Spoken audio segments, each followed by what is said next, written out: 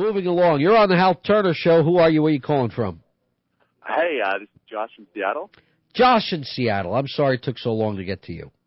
Hey, it's no problem, man. At least the auto problems are fixed up. Yep. So, I know I sent you an email earlier, but I'd try and go back over some stuff I wanted to talk to you about. Sure. I've been listening to you for quite some time now, and I haven't really called in because I was having a lot more fun, even just listening to you. I've even listened to O'Reilly, on the Fox News. Yeah. Both of you have conflicting opinions towards me, and you certainly live your lives both ways, but you're both very intelligent. I mean, anyone who calls in and tries to belittle you, regardless of what you think of, but tries to belittle your intelligence, they're out of their mind. Really, the only problem that I've had, though, is that while I know you're intelligent, a lot of the opinions you might share, regardless of if they're hateful or not, tend to leave out the other side of the argument. Like what?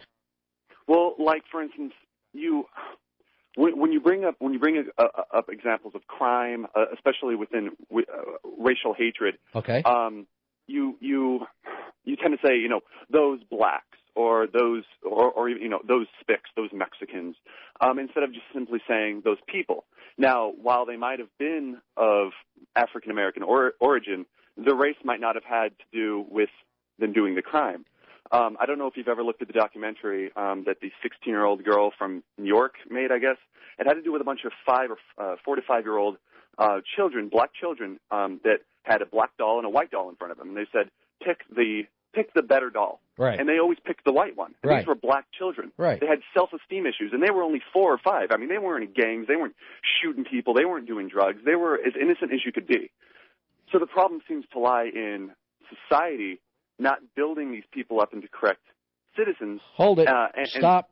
I disagree No with you, all right? Okay. We can have a very intelligent conversation because you're sharp, and I'll keep you on as long as I have to. Okay. What would be wrong?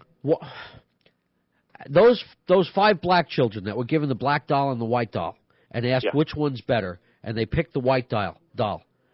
Why is it that they have a self-esteem issue as opposed to them being able to see the truth? Well, because, again, these people have never turned on Fox News and ABC News and CBS. They haven't been shown these images of gangs going out and shooting people. No, they don't even know. I understand. About. And that's why I ask you. Instead of it being that they don't have self-esteem, which was the premise of the rest of your remarks, you said the reason these kids picked the white doll is because they don't have self-esteem. Why isn't it simply a case that the kids saw the obvious? And in the innocence of their childhood, they simply told the truth, that the white was better. Because at the same time that they might not have seen all of these terrible images of their own race, they've certainly turned the channel on and seen, Nick Jr. and seeing a Blue's Clues come up. I mean, it's not a black guy with the dog, it's a white guy with the dog. All of the people that they're around, regardless, even if it's Lazy Town, okay? Everyone is white on the show. There's only one black character. He's the token black guy. Okay, hold on a second. Token black guy. Hold on.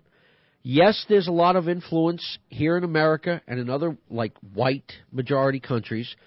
But if your logic was accurate, if your premise was accurate, then Africans in Africa would not develop into the sociopathic, murderous beasts that they develop into, because everything in Africa, Zimbabwe, Rhodesia, the Congo, it's all black. They have all black role models. And those countries are still third world cesspools. So it is the race.